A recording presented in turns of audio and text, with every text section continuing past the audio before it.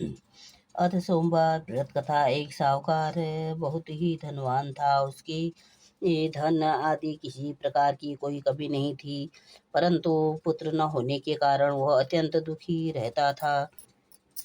वह रात दिन इसी चिंता में रहता था और इसलिए वह पुत्र की कामना के लिए प्रति सोमवार को शिव जी का व्रत और पूजन किया करता था। सायंकाल को शिव जी के मंदिर में जाकर दीपक जलाया करता था। उसकी इस भक्ति भाव को देखकर एक समय श्री पार्वती जी ने शिव जी महाराज से कहा कि हे महाराज, यह साहूकार आपका अनन्य भक्त है और सदैव आपका व्रत और पूजन बड़ी श्रद्धा के साथ करता है, अतः इसकी इसकी मनोकामना पूर्ण करनी चाहिए। शिव जी ने कहा कि हे पार्वती, यह संसार कर्म क्षेत्र है।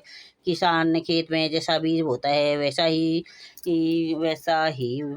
बीज फल काटता है। उसी तरह इस संसार में जो भी जैसा कर्म करते हैं वैसा ही भोगते हैं।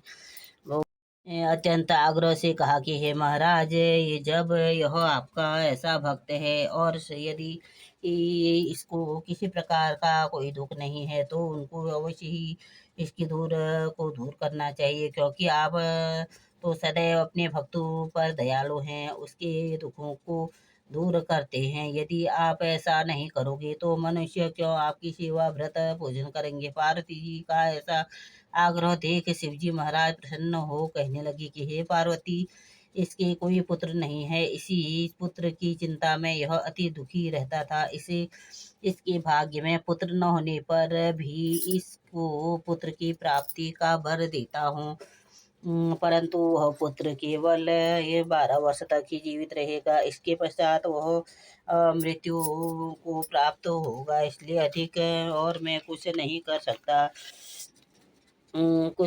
सकता। इसके इसलिए ये नहीं। जब यह सब बात साहूकार सुन रहा था तो इससे उसको न कुछ प्रसन्नता हुई और न कुछ दुख हुआ। वह पूर्ववत वैसे ही शिवजी महाराज का सोमवार का व्रत और पूजन करता रहा। कुछ काल व्यतीत हो जाने पर साहूकार की स्त्री गर्भवती हुई और 10वें महीने में उसके गर्भ से अति सुंदर पुत्र की प्राप्ति हुई। साहूकार के घर में बहुत खुशियां मनाई गई, परंतु साहूकार ने उनको केवल 12 वर्ष की आयु जानकर को अधिक प्रसन्न प्रकट नहीं किया और न किसी को भेद बतलाया।